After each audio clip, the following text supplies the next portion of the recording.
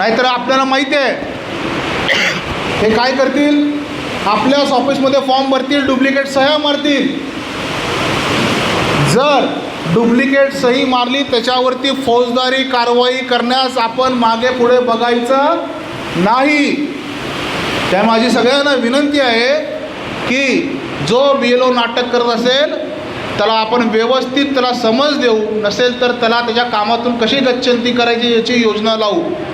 परंतु हा कार्यक्रम दुसऱ्या टप्प्यावरती आला आहे. पहिला टप्पा आपण किती प्रामाणिकपणे केला आहे हे आपल्या मनाला माहीत आहे. पहिला टप्पा गेला, ज्यांनी केला नसेल सगळ्यांना विनंती आहे, प्रदेश या सर्वांवरती मॉनिटरिंग कमिटी बसलेली आहे. आपण सगळे बूथचे जबाबदार घटक आहोत आणि आपल्याला काम करावंच लागेल. अजून जर आपल्याला शक्य नाही त्यांनी सांगावं की मला हे काम करणं शक्य नाही, आपण दुसरा माणूस देऊ. परंतु या कामात टाळाटाळ करू नका. मला माहिती आहे की रोज फोन येत असतील आपल्याला, कोण किरण गायकवाड करत असतील, प्रसाद भस्मे करत असतील, त्यांना वारंवार फोन करून आपण मी विनंती करतो की जे खरं आहे ते सांगा. होत नसेल तर सांगा, अल्टरनेट यंत्रणा येईल.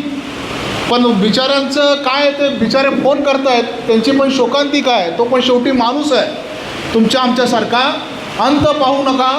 आपलं हे घरचं काम आहे.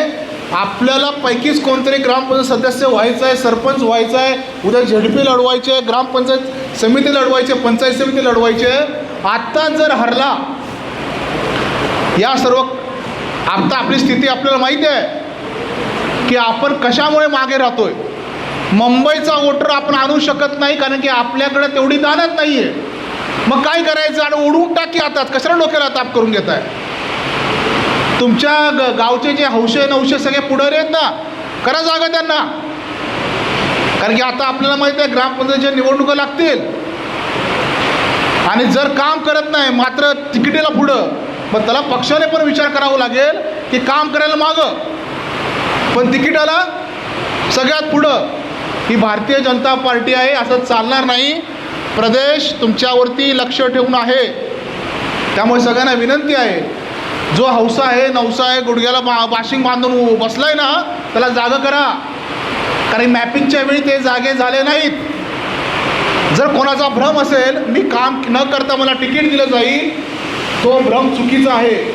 त्यामुळे सगळ्यांना विनंती आहे की आपण या दुसऱ्या टप्प्यामध्ये व्यवस्थित चोख काम करायचं आहे आणि जे काही गडबड मतदारसंघ आहेत किंवा मतदार आहेत त्यांना बाहेर काढण्याचं काम करायचं आहे. एवढं बोलतो थांबतो. धन्यवाद.